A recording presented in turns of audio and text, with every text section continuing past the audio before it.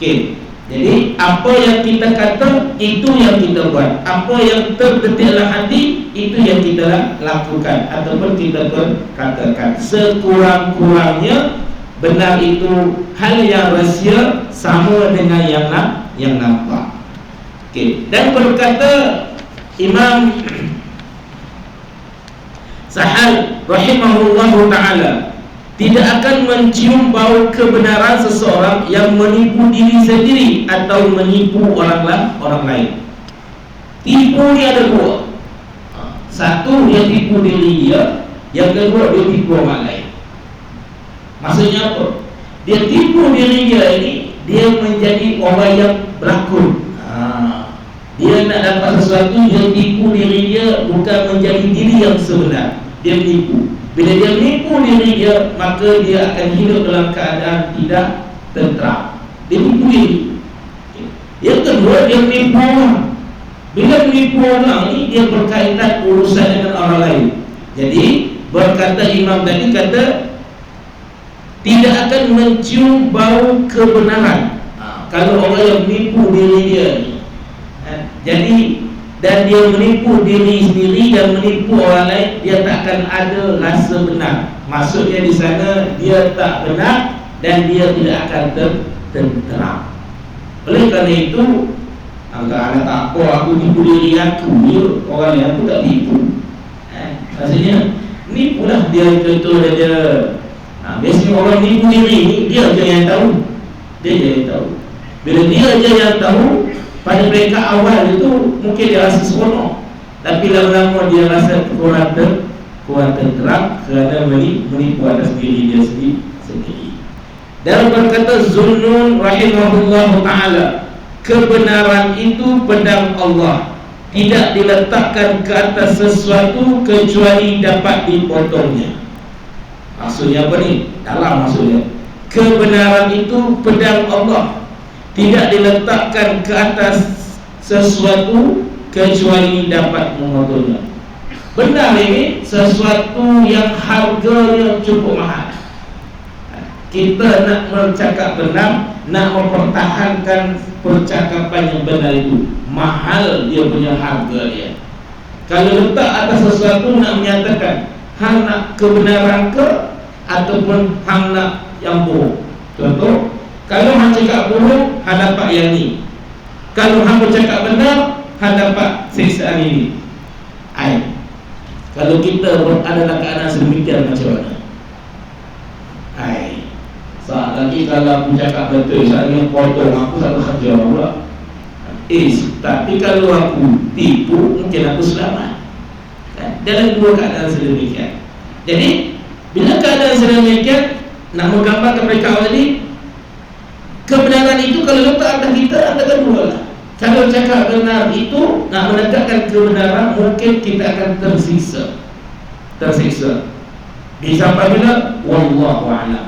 Sebenarnya kalau tengok banyak-banyak imam terdahulu, kita tengok Imam Ghazali ke Imam Syafi'i yang bersemua tu, mereka ini bila seorang ilmuwan, ulama, mereka bila nak melakukan sesuatu fatwa itu berdasarkan kepada kebenaran, bukan fatwa itu berdasarkan kepada apa yang dikehendaki oleh pemerintah.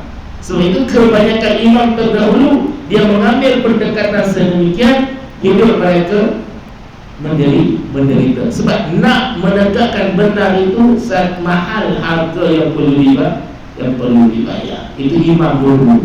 Kita kalau sampai tahap itu hebat. Jadi kalau tak boleh sampai, jadi menipu juga. Itu je lah. Okay.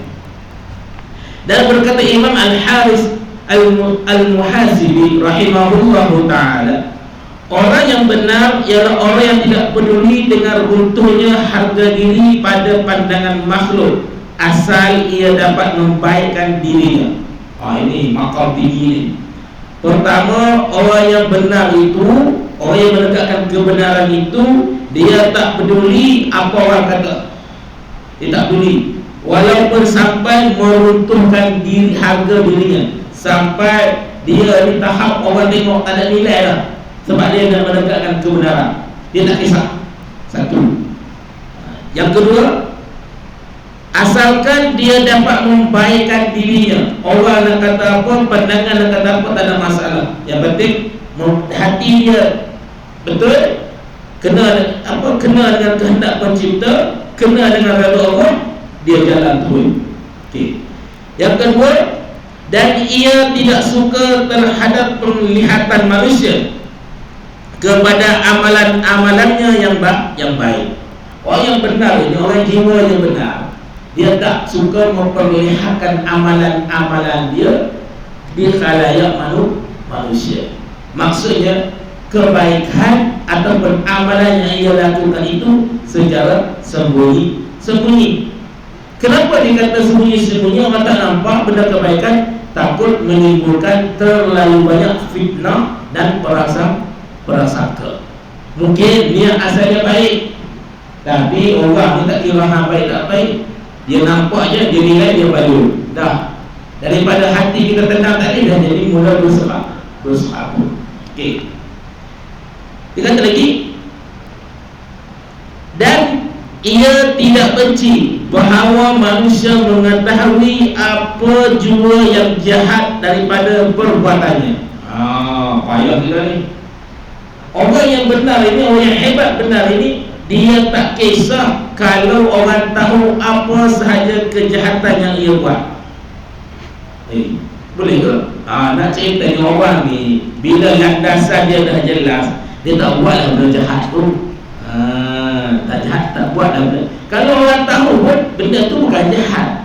Jadi sedemikian hebatnya orang yang takrifah yang diberikan kepada benar ini. Kerana kebencian terhadap perkara tersebut sebagai bukti bahawa ia menghendaki sesuatu yang lebih daripada harga dirinya yang sebenar. Okey. Jadi dia kata segala benda jahat yang dia buat, dia tak kisah orang nak kata, orang nak menuduh apa-apa. Sebab bagi dia kata apa? Ia boleh memperbaiki akan dirinya. Kalau kita pergi tanya kawan kita, aku ni macam mana? Memang terbaik, memang hebat. Itu kawan nipu nama dia. Dia cek kita seronok kan? Baik. Cuba kita tanya kawan yang dulu kawan, hang pun ni pertama hang kena ubah cara bercakap tu. Hang cakap kuat sangat, orang tak suka. Satu. Yang kedua, hang pun kuat sikit kata orang. Hang ni senyap kata orang ni, hang belakang orang. Dua. Yang ketiga, hanya kurang kuat sikit lah. Ada bila kau kena mamau orang baca apa orang tengok negatif. Tiga. Ada orang sebut macam tu? Tak ada. Hang cari pasal ni. Jadi padahal dia semua komen dia. Orang takkan komen benda yang negatif. Sebab apa? Sebab orang itu pasal nipu lah. Itu yang dikatakan tadi. Orang yang benar itu, dia sampai satu tahap, orang komen negatif pun tak apa. Bagi dia, untuk dia memperbaiki diri. Jadi bila orang yang kata negatif dekat kita tu, dari segi positifnya, kita mampu untuk memperbaiki diri. Kalau tak, pakai tak repair, pakai bodoh. Kenapa? Orang kata aku baik, orang kata aku pembunuh, sudah tak menyedarkan dirinya.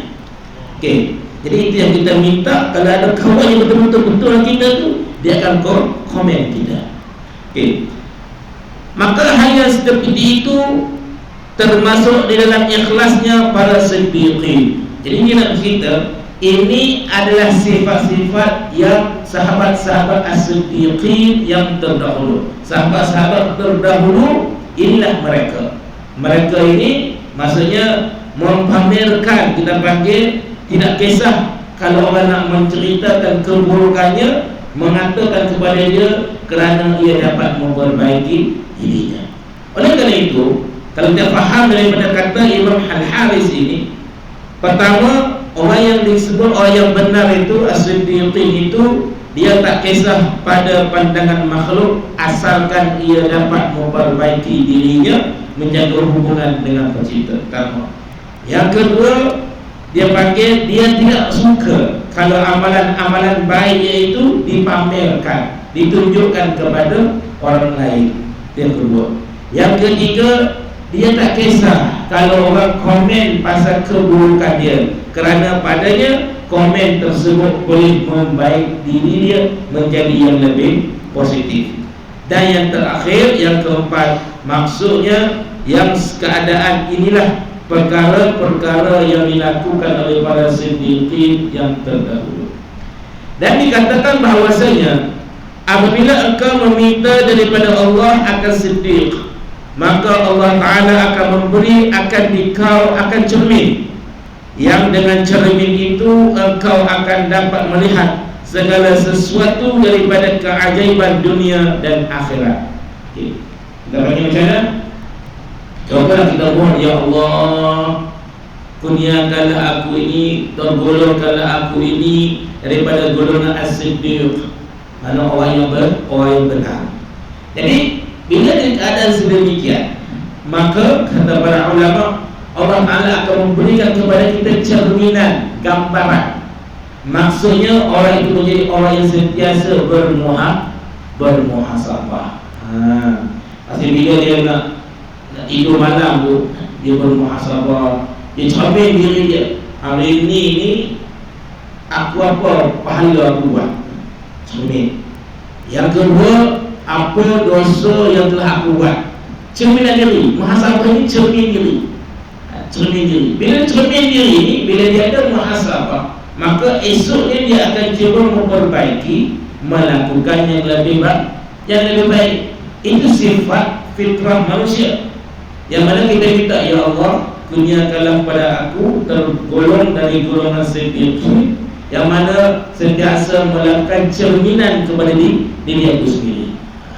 Jadi bila ada cerminan tersebut, maka kita akan sentiasa memperbaiki daripada satu masa ke satu masa. Sebab itu muhasabah ini satu perkara yang amat yang digalakkan.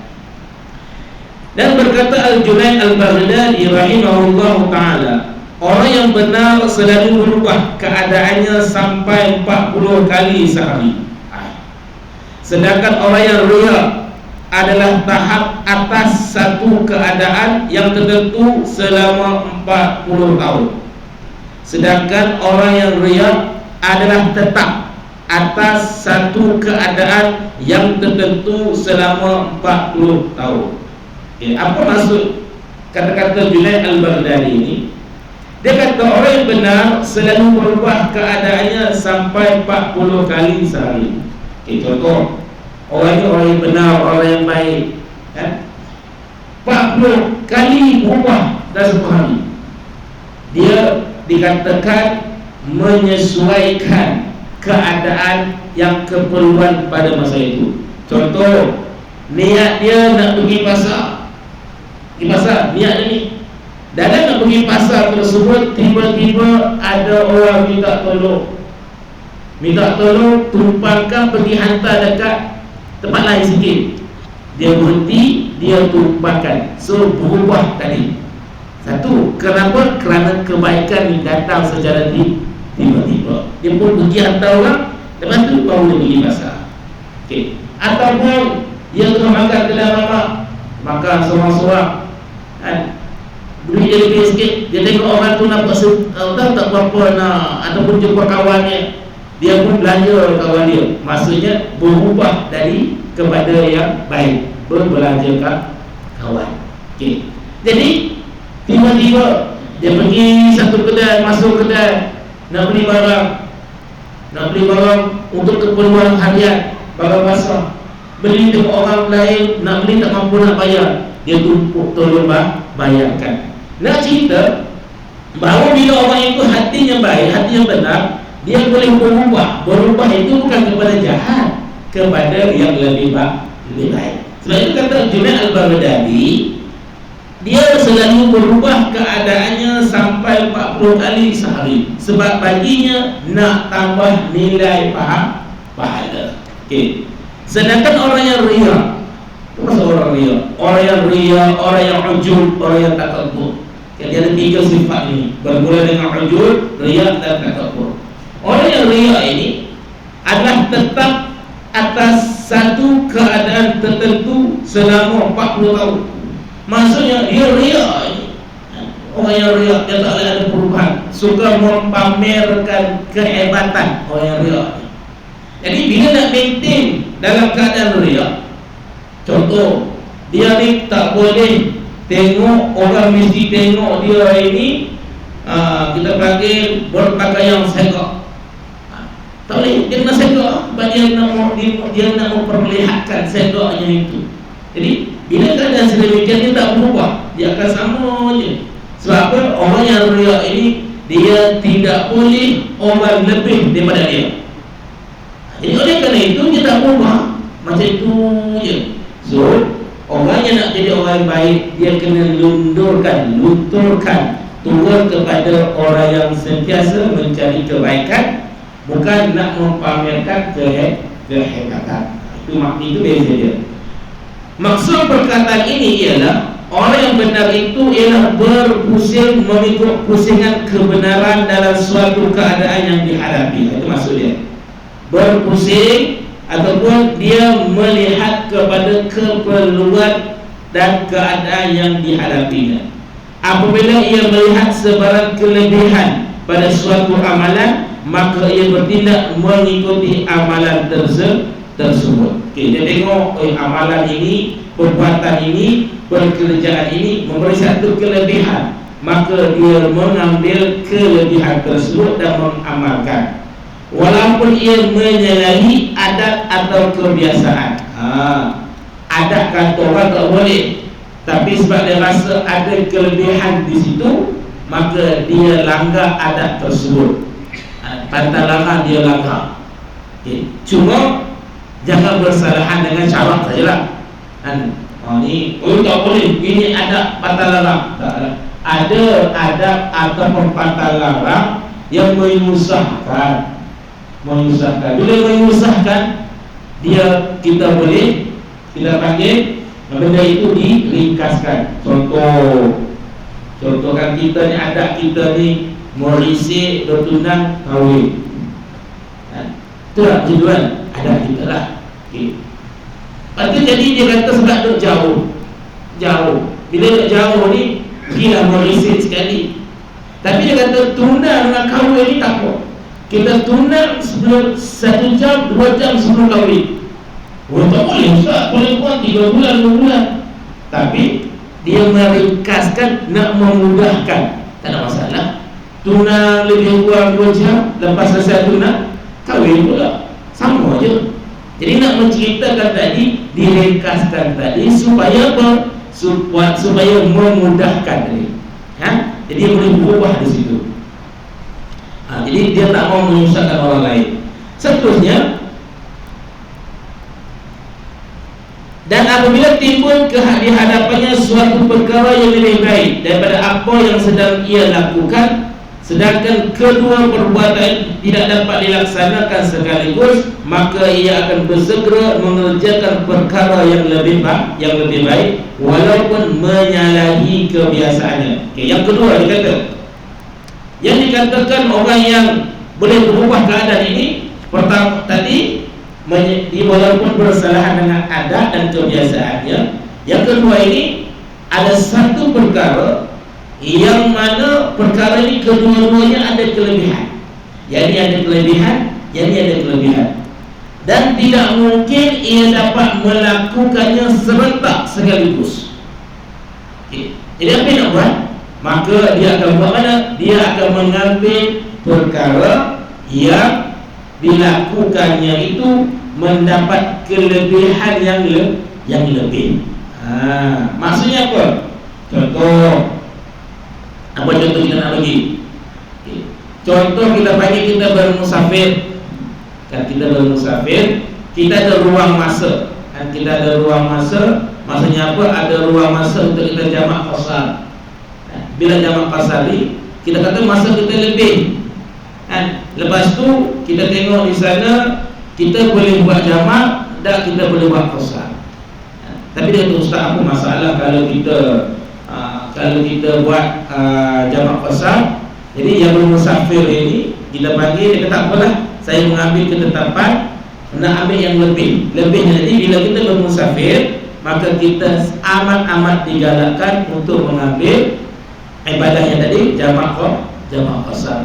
Walaupun di sana kita boleh mengambil sembahyang tak payah jamak qasar, tapi sebab nak ambil tadi tak mungkin nak sembahyang secara mungkin lepas tu nak sembahyang sejamak qasar tak mungkin.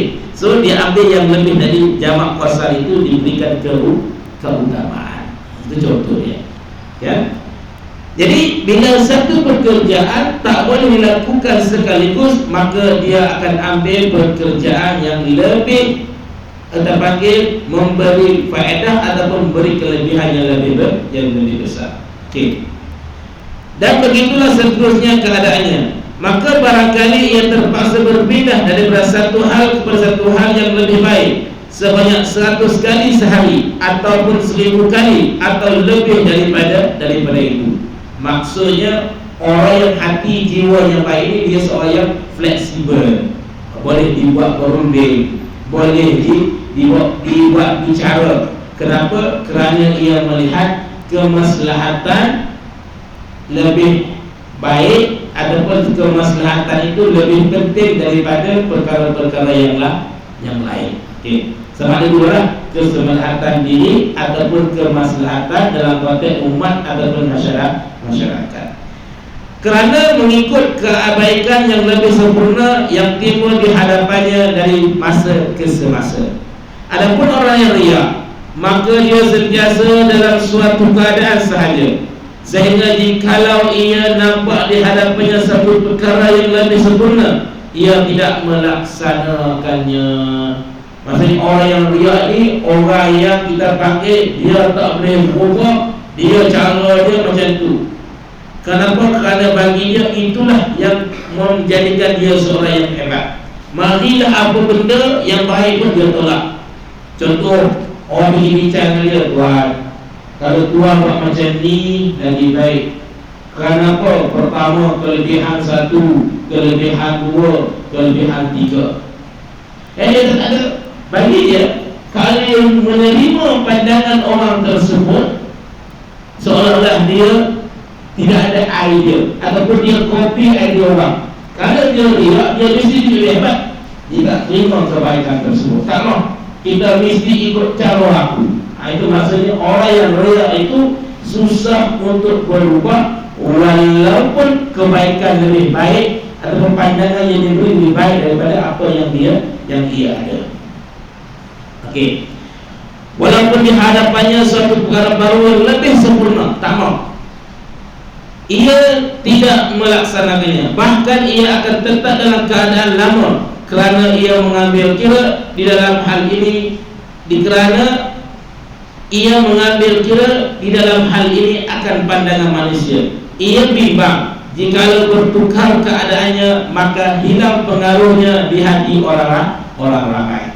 Maka oleh itu ia sentiasa berada dalam keadaan yang lama. So maksudnya orang yang riak ini dia susah menerima pandangan orang lain, kerana dia kata kalau dia terima pandangan orang, pengaruhnya makin berkurang. Dia orang ini lebih hebat daripada orang ini lah. So lepas ni kita bagi dia peluang, tak mau, dia palang orang tu. Jadi itu biasanya berlaku di mana? Dalam organisasi lah. Dalam organisasi ni, kalau ketua dia tak berapa nak rasa selamat, datang idea baru hebat macam mana pun, kalau idea tersebut, kebaikan tersebut boleh menggugat kedudukan dia jatah. Itu kalau dia perkara biasa. Kenapa? Kerana dalam diri dia itu dia merasakan bahawa kalau dia terima, dia akan nampak lemah. Ini biasanya berlaku dalam organisasi. Oleh kerana itu, dalam keadaan sedemikian, orang yang fleksibel tadi, orang yang punya kelebihan kebenaran tadi, dia lebih terkehadapan berbanding dengan orang yang riak, yang mana susah untuk berubah ke atas kepentingan diri ataupun peribadi. Sedangkan orang yang benar, maka ia hanya berharap dengan ibadahnya itu akan redha Allah Subhanahu wa taala. Maka ia pun berpindah dari satu keadaan kepada keadaan yang lebih baik pada pandangannya, dan ia tidak perlu mengambil peduli dengan perkataan orang lain. Okay. Jadi sebab itu tadi, orang yang dipenuhi dengan kebenaran, yang kebaikan ini, dia akan melihat sesuatu perkara itu dia ambil peluang baik, dia pegang. Kenapa? Kerana dia menyatakan bahawa perkara ini ada membawa kepada kebaikan, dan bukan dia mengambil kira pandangan-pandangan orang lain yang berfikiran negatif. Sesungguhnya, ini pengarang mu'alif kita ini, Imam An-Nawawi menyatakan, sesungguhnya aku telah menghuraikan masalah ini dengan panjang lebar di awal kitab Syarah Al-Muhazzam, dan aku sebutkan di sana dalilnya, dan aku terangkan pula contoh-contohnya, dan di sini hanya aku sebutkan ringkasan sahaja. Jadi hadirin hadirat muslimin muslimat, bila kita berbicara berkaitan dengan siddiq ini, benar ini, dia adalah satu sifat dalam diri manusia, yang mana sifat ini dia terarah untuk melakukan satu kebaikan. Selagi mana ada kebaikan, dia ambil walaupun sekecil, itu dikira sebagai kebaikan. Sebab itu nak buat baik, dia sentiasa berubah-ubah, keadaan berubah-ubah. Berbeza dengan orang yang menolak kebaikan atau disebut orang yang ria. Ia takut bila dia menerima pandangan kebaikan orang lain, dia boleh merendahkan, menjatuhkan dirinya. Itu ringkasan daripada topik yang kita bicarakan pada malam ini. Fasa yang kedua pada menyatakan menghadirkan niat ketika mengerjakan ketaatan. Maksud menghadirkan niat, menyertakan niat ketika mana kita melakukan apa sahaja kebaikan. Kenapa?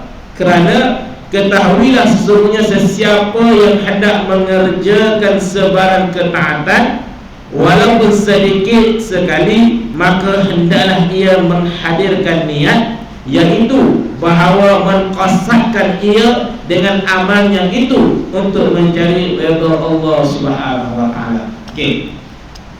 Kita ni nak buat baik. Bila nak buat baik, pastikan hadir bersama dengan kebaikan itu niat. Satu. Kita nak buat jahat, jangan hadirkan niat jahat itu, tak payahlah. Cerita kebaikan. Nak buat baik, hadirkan kebaikan itu. Kenapa? Kerana kita nak mengqasadkan. Kita nak menyatakan aku ni buat ini, yakin dekat sini, untuk mencari redha Allah Subhanahu wa taala. Contoh, niat nak pergi kedai, nak pergi beli roti. Niatkan aku berjalan pergi ini kerana nak cari redha Allah. Dengan aku pergi beli roti, keluarga aku boleh makan, sihat walafiat, boleh buat ibadah. Memanglah niat kita nak pergi beli roti, tapi buat apa? Nak cari redha Allah. Nak ceritanya apa? Nak menceritakan segala gerak diri kita ini, jangan lari daripada untuk mencari mardhatillah, mencari keredaan Allah. Dan masuklah dalam hal ini semua bentuk ibadah. Yang itulah sembahyang. Kita nak fikir sembahyang aja. Sembahyang perlu hadirkannya. Tak apa, itu wajib dah. Sembahyang, puasa, wudu, tayamum, i'tikaf, haji, zakat, sedekah, menziarahi orang sakit, menghantar jenazah, memulakan salam, menjawab salam. Kenapa harus bagi salam? Sajalah orang dah biasa bagi salam. Kita ni kenapa bagi salam? Nak cari redha Allah. Kenapa jawab salam? Wajib jawab salam, nak cari redha Allah. Itu je dia punya key, dia tu kena hadirkan niat tadi.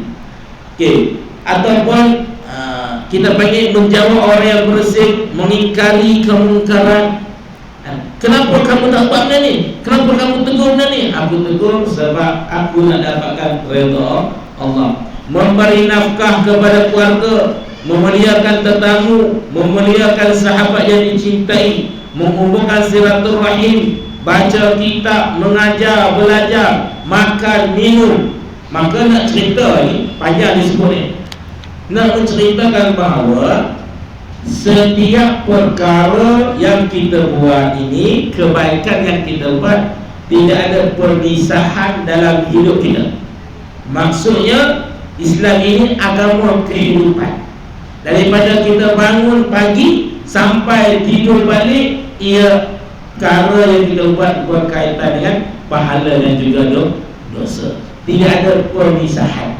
Walaupun ada banyak pandangan-pandangan yang memisahkan. Dia kata hidup beragama suku, bermuamalah dengan manusia suku, itu fahaman salah. Kita berkeyakinan, i'tiqad kita bahawa semua kehidupan kita pusing dengan 24 jam, 48 jam dan sebagainya ini, dia tidak boleh lari daripada lingkungan pahala dan juga dosa. Itu dia punya key dia. Oleh itu, maka hendaklah ia berniat pada yang demikian itu untuk menguatkan badan, merehatkan badan, supaya ia lebih cergas selepas makan atau berehat tersebut. Hingga makan pun, minum, makan, rehat, semuanya itu diniatkan untuk mendapat redha Allah Subhanahu wa taala. Okey. Begitu pula halnya apabila kamu berkehendak bersama dengan isteri, maka hendaklah ia berniat untuk mengekang nafsu dan memelihara dirinya. Maksudnya bersama suami dan isteri itu juga dia panggil mendapat redha daripada Allah Subhanahu wa taala. Kenapa? Kerana nak kekang nafsu. Nafsu ni dia kena kekang.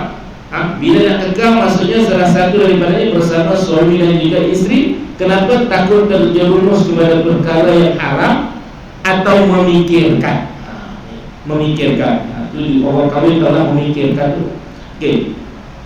Maka sesiapa yang tidak berniat pada segala perbuatan ini, maka pasti ia terluput daripada mendapatkan pahala yang sangat besar. Maksudnya apa pun kalau kita terlupa niat tersebut, maka tak dapatlah pahalanya. Tapi ustaz, saya dah buat benda baik. Tak, buat benda baik satu pasal, tapi niat itu kena ada. Niat itu kena ada. Niat yang itu yang penting tadi. Sama kita sembahyang lah. Bila sembahyang ni niat tak ada, tak sah sembahyang tu. Tak jadi sah. Niat. Jadi benda itu tak. Okey, orang kata dah pergi berjalan ke masjid nak sembahyang asar, kan dikira niat. Betul. Tapi perlu kita takkidkan, perlu kita kemaskan niat tersebut. Niat itu perlu diperkemaskan dengan apa? Meletakkan segalanya itu untuk mendapatkan redha Allah Subhanahu wa taala.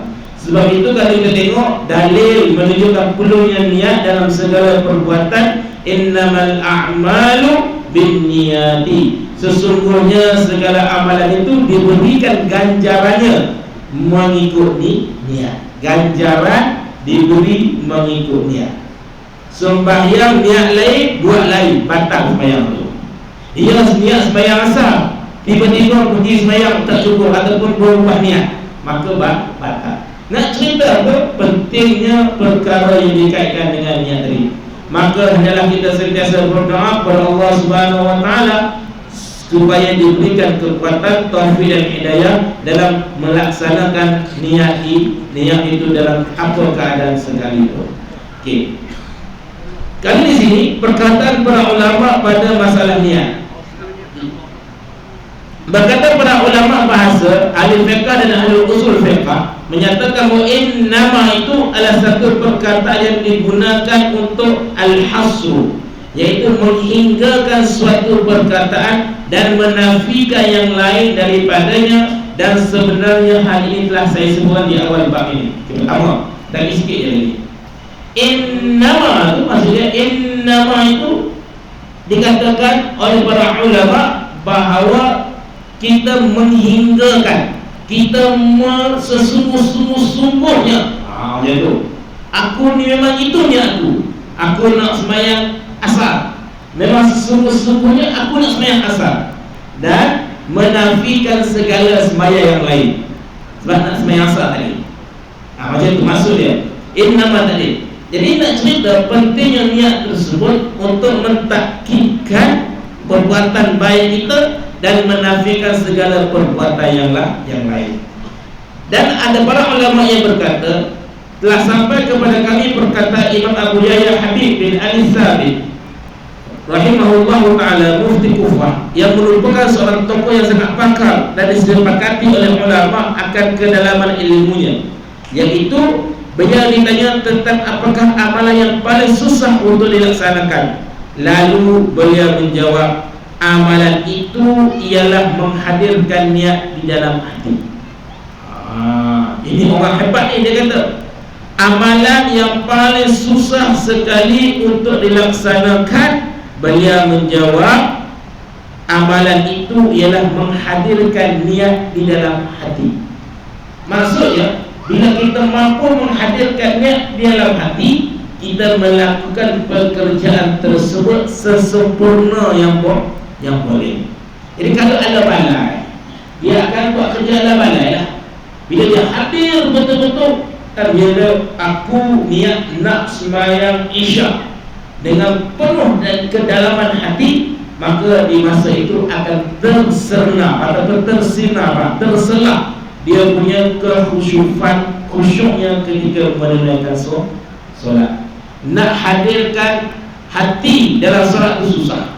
Susah. Nak dapatkan khusyuk itu susah. Sebab itu khusyuk ini dia sentiasa dilatih dan dilatih. Bermula dengan menghadirkan niat di dalam hati itu. Okay. Dan berkata ulama lain, hanya saja diberi seseorang itu mengikut niatnya.